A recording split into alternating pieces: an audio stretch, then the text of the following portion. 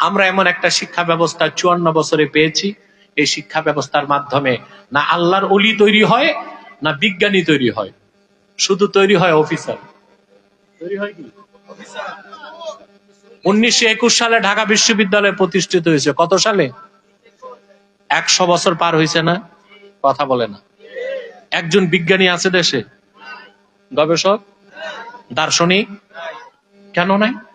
আমাদের শিক্ষা ব্যবস্থাটাই এমন অপরিপূর্ণ, এখানে পড়লে না আল্লাহর ওলি হওয়া যায়, না বিখ্যাত বিজ্ঞানী হওয়া যায়, অফিসার হওয়া যায়। কি হওয়া যায়? আর মনে রাখবেন, যত অফিসার তত দুর্নীতি, তত অফিসার তত।